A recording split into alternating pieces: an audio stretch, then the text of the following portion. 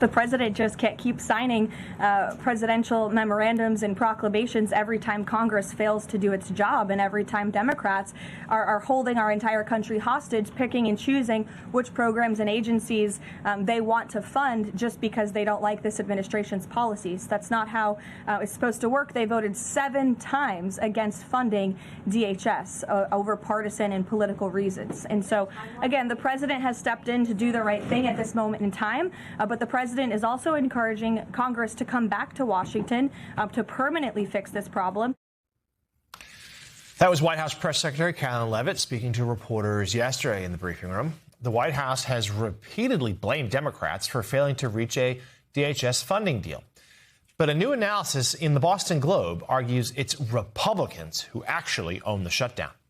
Joining us now, the author of that piece, political reporter for the Boston Globe, James Pindell. James, great to see you. We'll avoid talking about the Red Sox 1-3 start, and instead talk about.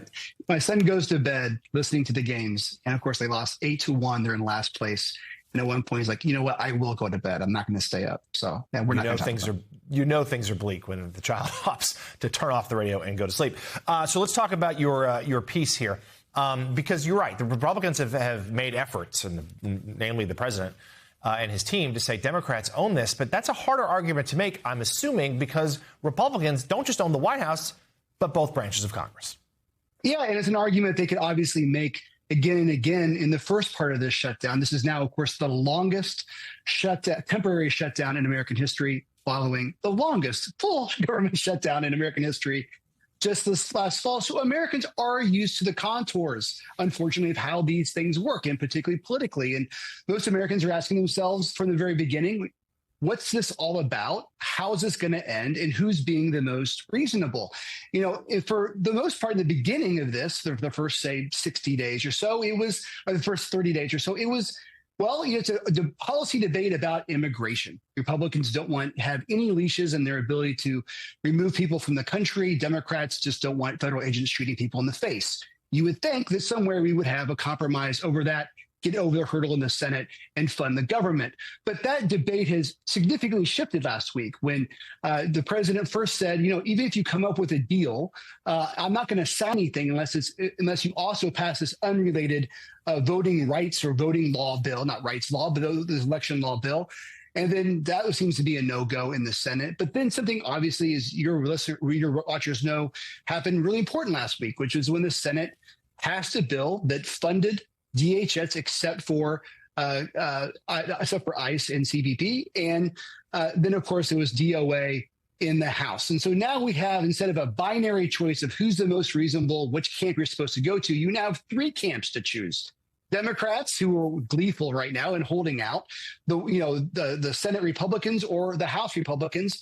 And of course, the wild card always is President Trump, if he wants to move things or not. So, Frank, take the next question to James, but I'll just say to you, it was stunning to me that after weeks of this pain, the airport lines in such pain, the real acknowledgement, bipartisan acknowledgement, this was a crisis at the airports, and the Senate Republicans finally got together a deal. The House swiftly and thoroughly said no. They say no, and then Trump turns around and signs this order, which essentially ruins his leverage in all of these negotiations, because anytime he wants to try to take away the Democrats' leverage here, he can he's shown that he'll give. And so, James, I'm just going to throw the question to you. Democrats have basically shown that there's no cost to them for keeping this shutdown going. And Republicans seem a little bit oblivious to it. So what breaks the deadlock here in the end? It's very unclear. Now we're talking about not just days or weeks. We're talking about months. People are talking about summer. People are talking about the fall. And if the pain point has always been these TSA lines, and the president is called to do something about the TSA lines, you're right. He's lost all leverage. And it's important to note that in the executive order yesterday, he paid for the agents going back to, when the shutdown began in the middle of February, but not exactly clear about what's going to happen going forward. But the leverage is done. And Democrats have no incentive to let this go. And if the pain point is gone, because he constantly passes or constantly signs these executive orders, it's not even exactly sure why anyone, even House or Senate Republicans, would compromise.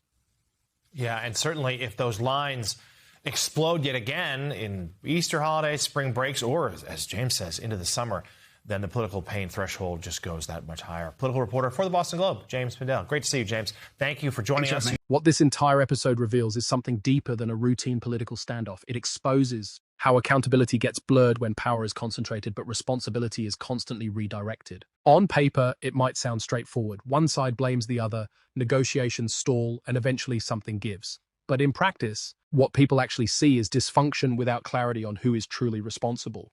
The argument that one party is holding the country hostage is politically effective, but it only works if the public accepts the premise. And that's where things get complicated. When one party controls both the executive branch and Congress, the expectation shifts. Voters don't necessarily follow procedural nuances. They look at outcomes. If the system isn't working, they tend to associate that failure with whoever appears to be in charge, regardless of the internal blame game. What makes this situation particularly interesting is how leverage has been handled. In high-stakes negotiations, leverage is everything. It's the pressure point that forces compromise. But when executive actions are used to temporarily solve parts of the crisis, like ensuring certain workers get paid, that leverage begins to erode. It may provide short-term relief, but it also removes urgency for a long-term deal. In a way, it stabilizes the symptoms while prolonging the underlying conflict. There's also a strategic contradiction at play. On one hand, there's a push to frame the opposition as unreasonable or obstructionist. On the other, actions are taken that signal flexibility or concession. That mixed messaging can weaken the overall negotiating position because it becomes unclear what the actual red lines are. And in politics, ambiguity often benefits the side with less immediate pressure.